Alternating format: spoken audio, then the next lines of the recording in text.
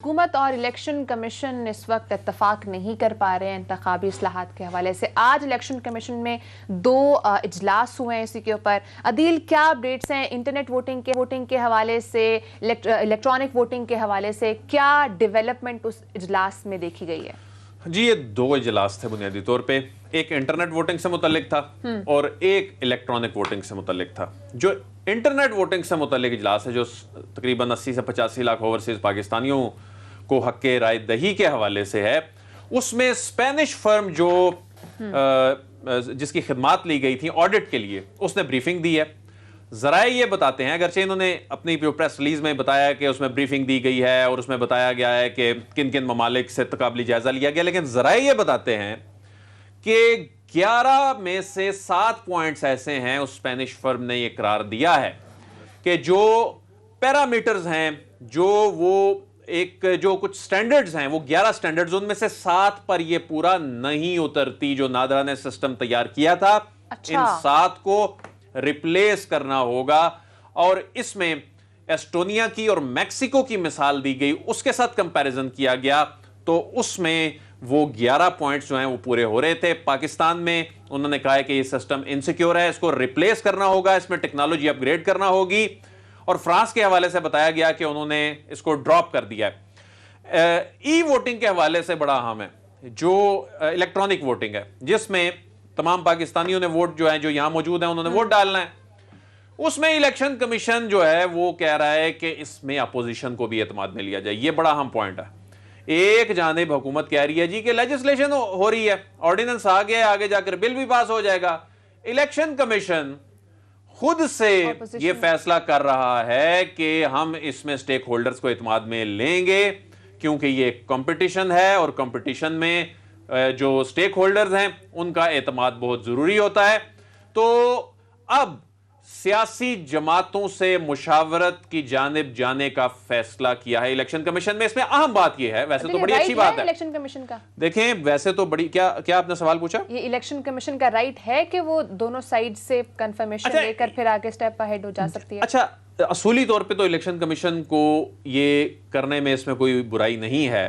बेशक election commission bound है कानून के तहत, जब एक लॉ बन गया है तो बाउंड है। लॉ बनाना हुकूमत का काम है, पार्लियामेंट का काम है कि वो हुकूमत पार्लियामेंट से लेजिस्लेशन करवाए। हुकूमत ये कर रही है, लेकिन इसमें अब होने क्या जा रहा है? होने इसमें ये जा रहा है, अपोजिशन साफ साफ इनकार कर चुकी है। वो इस मामले पे तो बैठने के लिए तैयार ही नहीं है। वो कहते हैं जी इलेक्ट्रॉनिक वोटिंग पे हम बात नहीं करेंगे, इंटरनेट वोटिंग पे बात नहीं करेंगे, और आ जाए किसी और पे करनी है।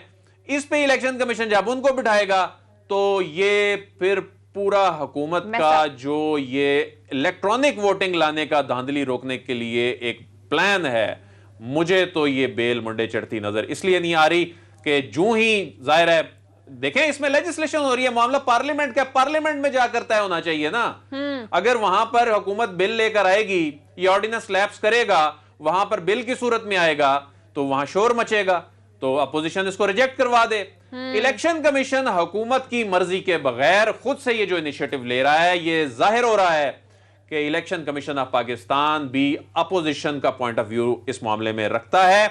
और इंटरनेट वोटिंग पे तो वो खुलेआम ये कह चुके हैं कि इस पे जो पहले टास्क फोर्स की रिपोर्ट आई थी और अब स्पेनिश फर्म की भी रिपोर्ट आ गई है, और इसमें इलेक्शन कमीशन ऑफ पाकिस्तान का एलामिया भी ये कहता है कि इसमें ये सिस्टम नादरा का बनाया हुआ सिस्टम आलमी मायार के मुताबिक नहीं है।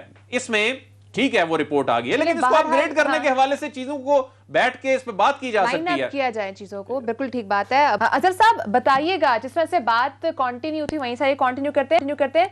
नवाज शरीफ साहब के गारंटर बने थे शहबाज शरीफ साहब, जब नवाज शरीफ साहब 4 हफ्तों के 2019 में गए थे बाहर, उसका किस तरह से फॉलो अप होगा? उसके इसका क्या बना?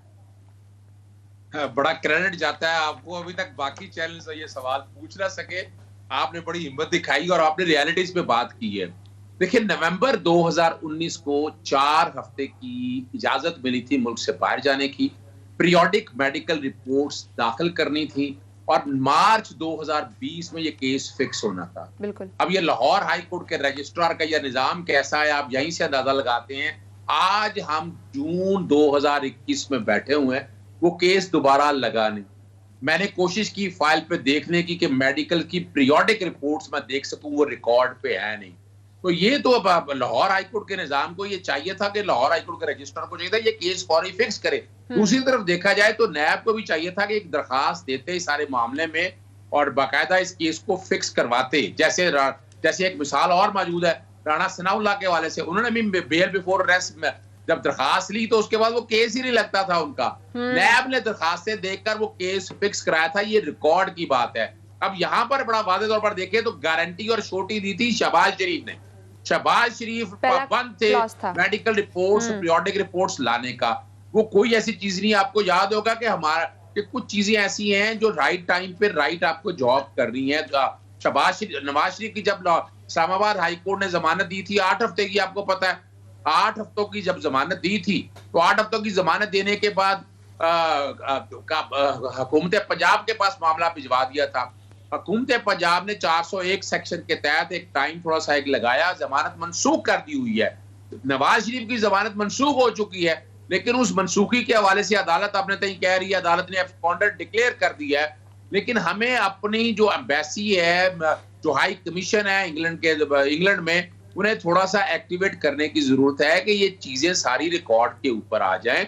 और ये जो मसाइल नजर आ रहे हैं, जो लोगों को इंसाफ का दोहरा निजाम नजर आ रहा है ना, वो बड़ी प्रॉब्लम क्रिएट कर रहा है। और एक बात जो आपने पहले सवाल रहा कि अगर इजाजत दे तो मैं थोड़ा सा अर्ज करता चलूं आपको, वो हकायक किस तरह है कि पूरी प्लानिंग के साथ, जो मैनेजमेंट के साथ इन्होंने काम किया। 24 अप्रैल को शहबाज शरीफ की आपको पता है जमानत, इन्होंने 6 मई तक केस ही नहीं लगवाया और कंफर्म टिकट बुक करने के बाद 6 मई को दरखास्त दी, 7 को एतराज लगा और 7 ही को भागने की कोशिश की उन्होंने। चले वो तो पीएनआई लिस्ट के अंदर था, लेकिन असल बात थी इनके पास डिप्लोमेटिक पासपोर्ट है, इन्हें क्वारंटाइन करने की जरूरत नहीं। ये कतर क्या जा रहे थे इंटरनेशनल एस्टेब्लिशमेंट ने कुछ लोगों से, जैसे नवाज शरीफ आपको पता है जब इंग्लैंड से पाकिस्तान आए थे अपनी सजा पूरी करने के लिए, पाबंदी की सजा पूरी करनी है, वो आकर लैंड किए थे अबू धाबी या दुबई में लैंड किए थे।